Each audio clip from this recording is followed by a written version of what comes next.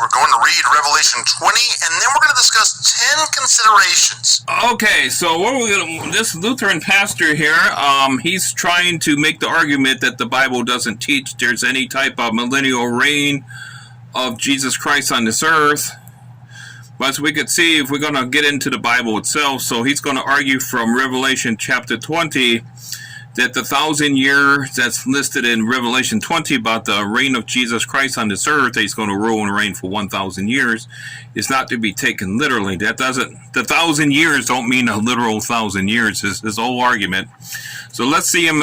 Let's see what he got to say right here.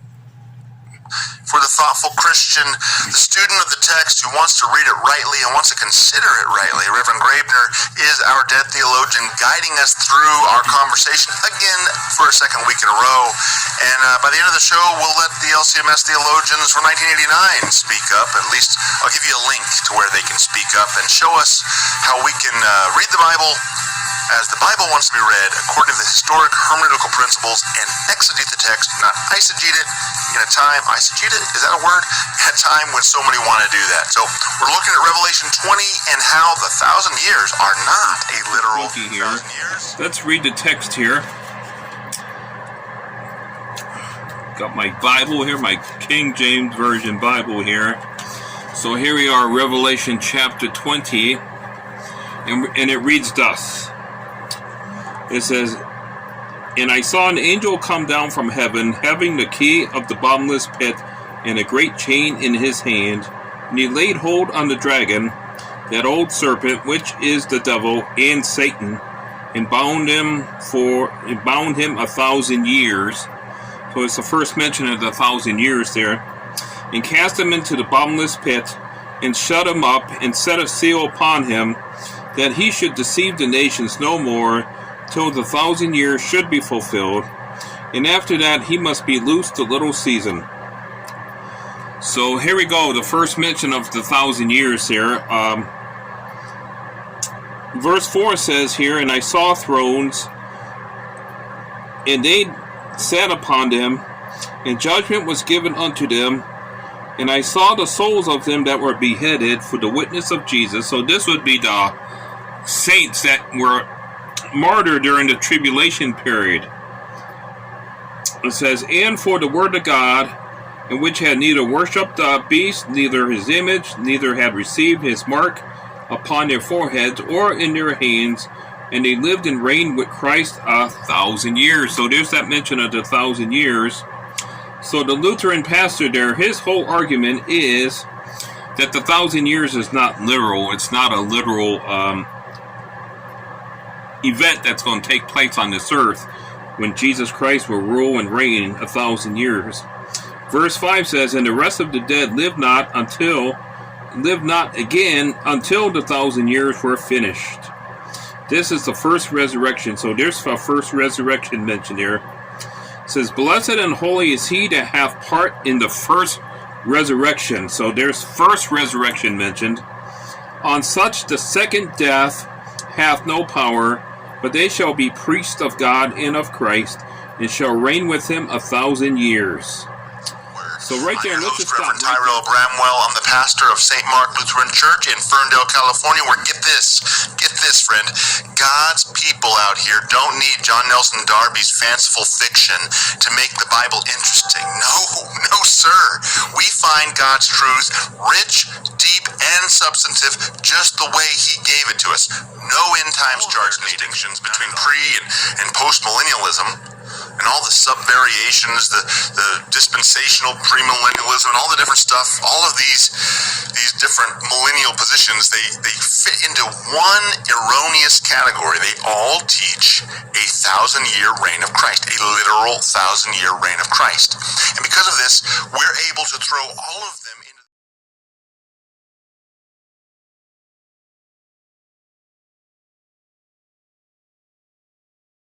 can at once, with one sweeping move, on the charge that their core agreement, that teaching that Jesus Christ is going to rule and reign on this earth for 1,000 years. So we're going to go back to the Holy Bible here, back to Revelation chapter 20,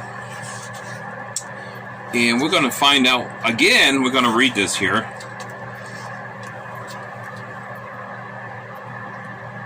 chapter 20. Forgive me, yes, I'm going to get it here. Okay. 20 is like here. Okay, now let's continue here. Okay. Verse 5, this is chapter 20. Well, verse 4, let's go back to verse 4. It says, And I saw thrones, and they sat upon them, and judgment was given unto them. And I saw the souls of them that were beheaded for the witness of Jesus and for the word of God. So we have to go back in Revelation to see these martyrs here that were killed during the reign of the Antichrist on this earth, which had not worshipped the beast, neither his image, neither had received his mark upon their foreheads or in their hands, and they lived and reigned with Christ 1,000 years. That's verse 4, Revelation chapter 20. So that's a literal 1,000-year reign of Jesus Christ. This is when he comes to set up his millennial kingdom on this earth, because Jesus Christ is going to rule and reign from David's throne in Jerusalem. The Old Testament scripture speaks a lot about the reign of the Messiah on this earth. And Revelation here kind of spells it out how long that time period will be. It's going to be exactly 1,000 years. It says, But the rest of the dead live not again. This is the people that died in their sins. But the rest of the dead live not again until the 1,000 years were finished. It says, This is the first resurrection. So we got one resurrection mentioned here. So it says, Blessed and holy is he that hath part in the first resurrection. On such the second death hath no power, but they shall be priests of God and of Christ, and shall reign with him. Talking about reign with Christ 1,000 years. So again, it's mentioning 1,000-year reign of Old Testament scriptures here. What we're going to do is rightly divide the word of truth, and it describes the kingdom of Jesus Christ on this earth.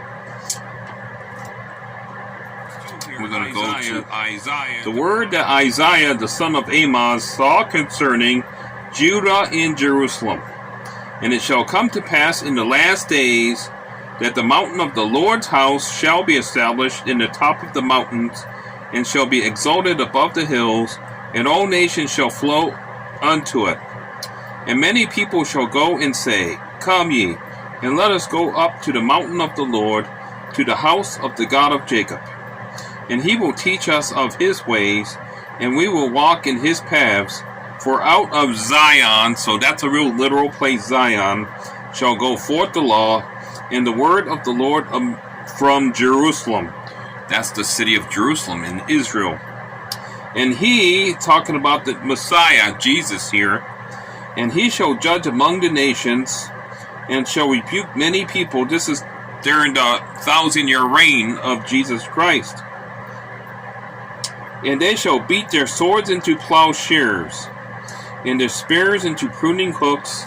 It says, Nation shall not lift up sword against nation. The 1,000-year reign of Jesus Christ. This is what Isaiah is clearly talking about here. And if we turn to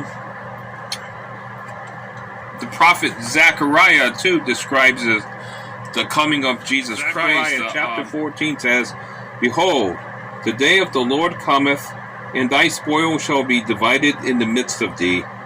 For I will gather all nations against Jerusalem to battle, and the city shall be taken, and the houses rifled, and the women ravished, and half of the city, talk about the city of Jerusalem, shall go forth into captivity, and the residue of the people shall not be cut off from the city.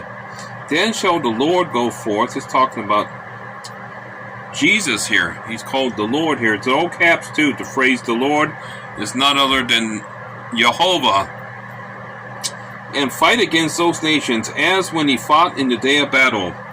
And his feet, talk about the Lord's feet himself, the Lord himself, Jehovah, which is talking about Jesus here. And his feet shall stand in that day upon the Mount of Olives, which is before Jerusalem on the east. And the mountain of Olives shall cleave in the midst thereof toward the east and toward the west, and there shall be a very great valley. And half of the mountain shall remove toward the north, and half of it toward the south. And ye shall flee to the valley of the mountains, for the valley of the mountains shall reach unto Azel. Yea, ye shall flee, like as ye fled from before the earthquake in the days of Uzziah, king of Judah. And the Lord my God shall come. It's talking about Jesus here, the Messiah. And the Lord my God shall come, and all the saints with thee. So of course we see that how Jesus is referred to being as the Lord, being Jehovah, God himself, Jesus Christ. See, the Jews think that the Messiah is not going to be God, he's just going to be a man. But here the Bible teaches who the Messiah is going to be. It's going to be the Lord. It says, and the Lord my God shall come. This is verse 5 here, Zechariah chapter 14. It says, and the Lord my God shall come. And Lord's in all caps. It's about Jehovah shall come, and all the saints with thee. So he's coming back with his saints. When Jesus Christ comes back to set up his millennial kingdom, his 1,000-year kingdom on this earth, all his saints are returning with him, the church, the body of Christ that's now living. That when Jesus Christ comes back, he's gonna catch us out of this world, and we're gonna come back with Jesus Christ when he comes back to set up his 1,000-year pastor reign. Claims there's no millennial reign of Jesus Christ. The 1,000-year reign of that's mentioned in Revelation chapter 20 is not to be taken literally. It's just symbolic. But the Bible mentions how many times 1,000 years, 1,000 years, 1,000 years. So in the Old Testament scriptures, and I just touched on a few of them, there's many more too, mentions the reign of Jesus Christ on this earth. He's going to rule and reign from David's throne in Jerusalem, according to the scriptures. The whole Bible, Old and New Testaments, folks. So that Lutheran pastor is totally wrong. So let's count up how many times the word 1,000 years here is mentioned here in chapter 20. We're going to look right here. Okay, verse 2 says, and he laid hold on the dragon, it says, which is the devil and Satan, and bound him 1,000 years. So verse 3, and cast him into the bottomless pit, and shut him up, and set a seal upon him, that he should deceive the nations no more, till the 1,000 years should be fulfilled. So twice, there's two right there. Verse 4 says, and I saw thrones, and they sat upon them, and judgment was given unto them, and they saw the souls of them that were beheaded for the witness of Jesus, and for the word of God, which had not worshipped the beast, neither his image, neither had received his mark upon their foreheads, or in their hands, and they lived and reigned with Christ 1,000 years. So again, the 1,000 years is mentioned there. Verse 5, and the rest of the dead lived not again until the 1,000 years were finished. This is the first resurrection. Verse 6, blessed and holy is he that hath part in the first resurrection. So there's the first resurrection there. On such the second death hath no power, but they shall be priests of God and of Christ, and shall reign with him 1,000 years. Verse 7, and when the 1,000 years are expired, so again it's a literal 1,000-year period there, Satan shall be loosed out of his prison. So here we go, folks. I mean, the Bible teaches that. It's not Darby's, not John Nelson Darby. It didn't come out in the 1830s, that teaching that there's a literal millennial reign of Jesus Christ that's going to be on this earth. He's going to rule and reign from David's throne. In fact, one more passage of scripture, Isaiah again, good old Isaiah the prophet here, chapter 9. It's a messianic prophecy, and here's what it clearly teaches here. Let me see here. Chapter 9. Verse 6, starting at verse 6. For unto us a child is born. This is a messianic prophecy. This talks about Jesus. For unto us a son is given, and the government shall be upon his shoulder, and his name shall be called Wonderful, Counselor, the Mighty God, the Everlasting Father, the Prince of Peace. Of the increase of his government and peace there shall be no end. Upon the throne of David, so see, Jesus is going to rule on the throne of David there, and upon his kingdom, to order it and to establish it with judgment and with justice from henceforth, even forever. It says, the zeal of the Lord of hosts will perform this. So that's who Jesus. He's going to come. He's going to rule as king on this earth for 1,000 years. And one Chapter more, 2, verse 21 in Luke's gospel here it says, and when 8 days were accomplished for the circumcising of the child, his name was called Jesus, which was so named of the angel before he was conceived in the womb. And when the days of her purification, talk about Mary's purification, according to the law of Moses were accomplished, they brought him, talk about Jesus, they brought him to Jerusalem to present him to the Lord. As it is written in the law of the Lord, every male that openeth the womb shall be called holy to the Lord. That's found in Exodus chapter 13. And to offer a sacrifice according to that which is said in the law of the Lord, says a pair of turtle doves or 2 young pigeons. And behold, there was a man in Jerusalem whose name was Simeon, and the same man was just and devout, waiting for the consolation of Israel. And the Holy Ghost was upon him, and it was revealed unto him by the Holy Ghost that he should not see death before he had seen the Lord's Christ. So Christ means Messiah. And he came by the Spirit into the temple, and when the parents brought in the child Jesus to do for him after the custom of the law, then took he him up in his arms, talk about he took Jesus in his arms, and blessed God and said, Lord, now lettest thou thy servant depart in peace according to thy word, for mine eyes have seen thy salvation. See, Jesus it's God's salvation to the ends of the earth, which thou hast prepared before the face of all people, a light to lighten the Gentiles, and the glory of thy people. Here, this is when the angel comes to visit Mary with the news that she was going to be the mother of the Messiah. It says here, chapter 1, verse 26, it says, and in the 6th month the angel Gabriel was sent from God unto a city of Galilee named Nazareth, to a virgin espoused to a man whose name was Joseph, of the house of David, and the virgin's name was Mary. And the angel came in unto her and said, Hail, thou that art highly favored, the Lord is with thee. Blessed art thou among women. And when she saw him, she was troubled at his saying, and cast in her mind what manner of salutation this should be. And the angel said unto her, Fear not, Mary, for thou hast found favor with God. And behold, thou shalt conceive in thy womb, and bring forth a son, and shalt call his name Jesus. It says, He shall be great, and shall be called the Son of the Highest. And the Lord God shall give unto him the throne of his father David.